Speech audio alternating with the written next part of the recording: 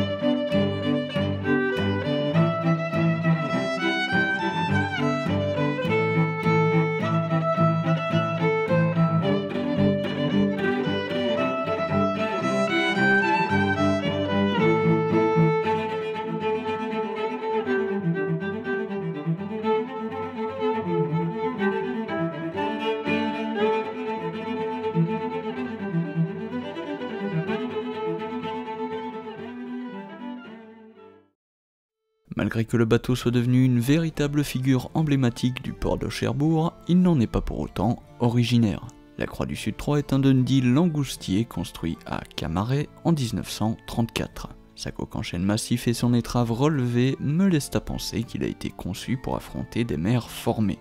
Malgré mes recherches, ses origines restent assez floues. Le premier nom du bateau fut Paul, en mémoire à un homme de bord de l'époque. Il fut ensuite renommé Gros Paul, lors de son rachat par le commandant Joseph Fourrière en 1968. Une figure plutôt connue dans le milieu maritime car il ne s'agit ni plus ni moins que du dernier capornier à la voile qui deviendra ensuite commodore des Holgaffeurs de Saint-Malo. Je ne dispose pas de beaucoup d'informations sur cette période, hormis que le navire sera sauvé de la casse en 1995 par Alain Boutry qui l'utilisera à titre personnel. Étant propriétaire de Croix du Sud 1 et 2, il le renommera par la suite Croix du Sud 3.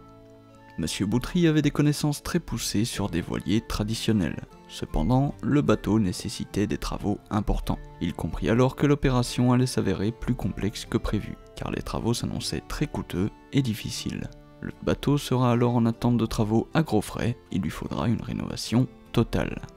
En 2000, Alain Boutry confie le bateau à l'association cherbourgeoise Les Voiles Écarlates. Il nomme le président Gérard Bourdet comme patron de bord.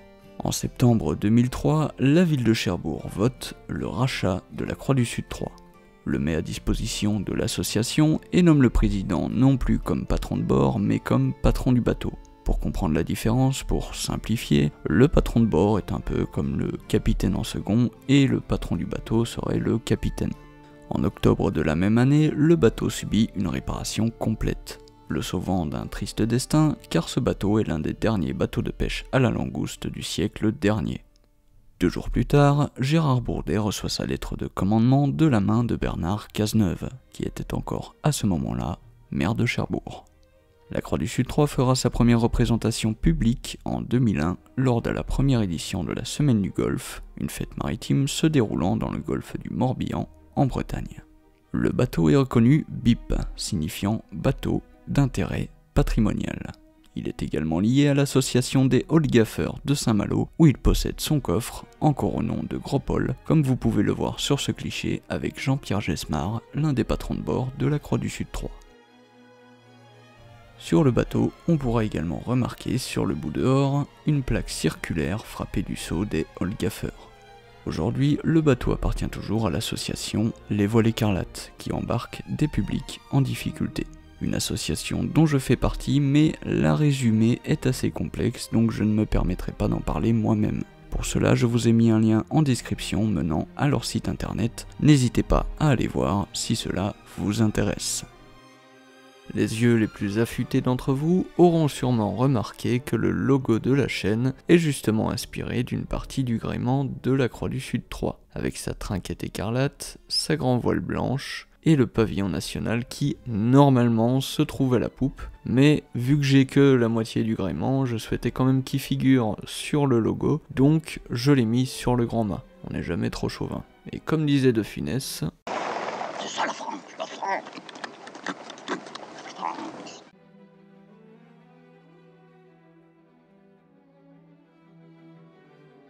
Alors, nous allons passer désormais au côté technique du bateau. En ce qui concerne la coque, c'est une coque en chêne, mesurant 11 mètres de long et atteignant les 17 mètres hors tout, pour une largeur de 3,80 mètres et une jauge brute de 12 tonneaux. Le gréement quant à lui est un gréement aurique, comportant un foc et une trinquette de couleur bordeaux. Une voile de misaine blanche accompagnée de sa voile de flèche rouge, ainsi qu'une voile d'artimon elle aussi blanche et également accompagnée de sa voile de flèche rouge. Au niveau de la motorisation, le bateau était propulsé par un moteur diesel Baudouin de 100 chevaux, avant d'être remplacé dans le courant de l'année 2023 par un moteur MD 3301 mid-diff de chez Mitsubishi, d'une puissance de 93 chevaux et équipé avec un réducteur TM170 Twin Disc ratio 2,94. En ce qui concerne sa navigation, il a tendance à rouler un peu quand il est au moteur, mais une fois sous voile, il est très stable. Ses 25 tonnes aident également à ce que le bateau ne surfe pas sur les vagues, mais plutôt passe au travers, ce qui donne des mouvements très fluides. Bien que ce soit une barre franche, elle est assez facile à manier. Sa forme et sa hauteur permettent de la guider avec la hanche. Bien que lorsque le vent se lève un peu trop, on installe un palan pour plus de confort, surtout lors de longues navigations.